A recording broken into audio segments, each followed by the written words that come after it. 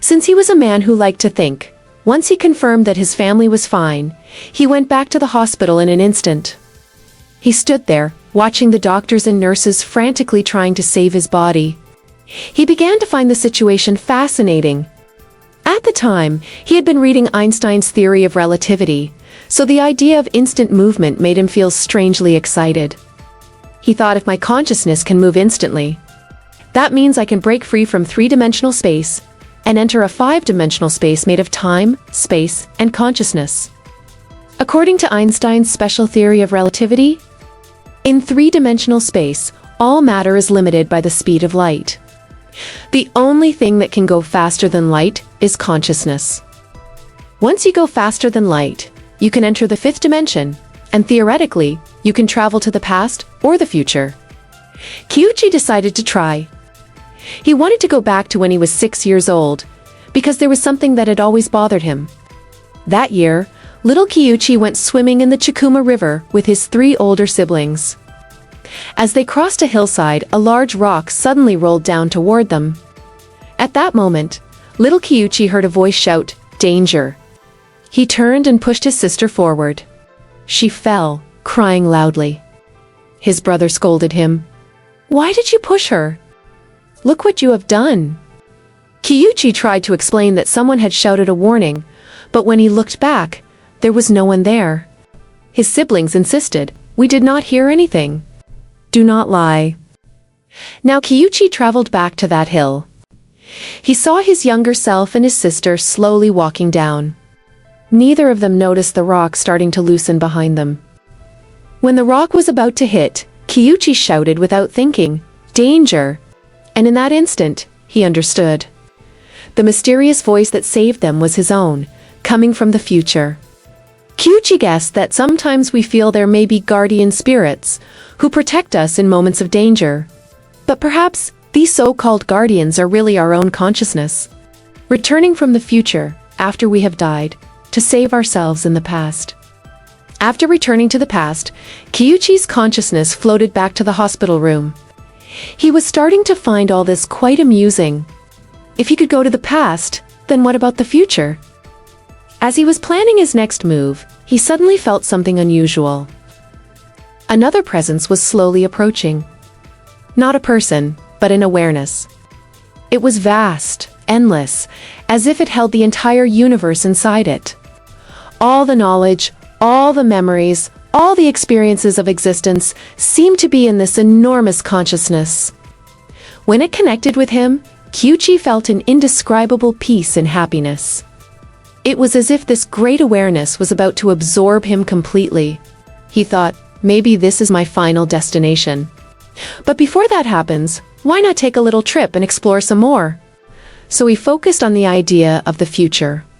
And in an instant, he was in a tatami mat room. There was a man giving a lecture. The man was wearing gray clothes. Wait, that man was middle-aged Kiuchi himself. He thought, if I am still lecturing in the future, that means I survive. Years later, in 1994, 18 years after his near-death experience, Kiuchi was invited to speak at a forum in Kyoto. The venue was the Shōjōshinin Temple. Although it was his first visit, he felt an odd sense of familiarity. This was the exact room he had seen during his near-death journey. But in his vision, he had been wearing gray. Today he was in a green polo shirt. As he stepped to the center of the stage, a spotlight shone down. Under the light, his green shirt reflected a soft gray tone. His heart skipped a beat. The future he saw had actually happened. Have you ever been somewhere and felt like you had been there before? After seeing himself in the future, Kiuchi thought, why not go further ahead? He concentrated again, and this time he saw 2 different futures. In one, he was old, surrounded by happy children and grandchildren. In the other, he was wandering a broken, crumbling street, living in misery. The 2 images overlapped like ghostly illusions. He realized that far future events were not fixed. They were still in a kind of quantum uncertainty, where more than one outcome was possible. The future would depend on which path humanity chose. Still wondering if all this was real, he decided to run an experiment.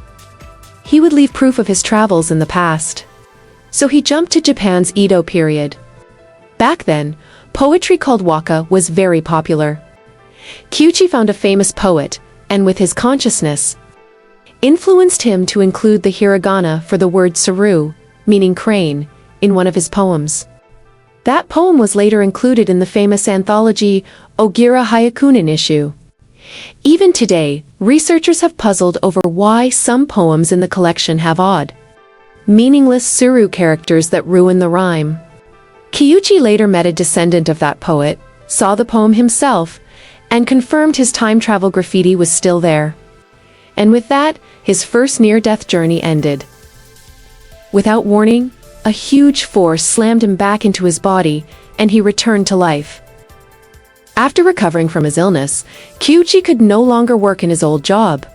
He returned to his hometown in Nagano, worked at a small restaurant, and spent his nights hiking up mountains with a telescope to watch the stars. He barely slept, but he was always full of energy, and his health gradually returned. At age 35, he discovered the Czerneski-Yuchi-Nakamura comet. At 39, he rediscovered the Swift-Tuttle comet, which had been missing for over 100 years. In recognition of his achievements, the International Astronomical Union named an asteroid near Mars after him. But soon after, the Smithsonian Astrophysical Observatory in the United States informed him that the comet might collide with Earth in the year 2126. Life went on peacefully for many years, until 2009. At age 55, while leading a group to watch a total solar eclipse in Shanghai, China, Kiuchi had his second and third near-death experiences.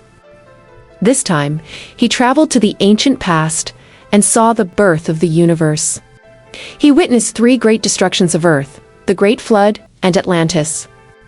And he also traveled to the future, where he saw the 4th great destruction that humanity may soon face.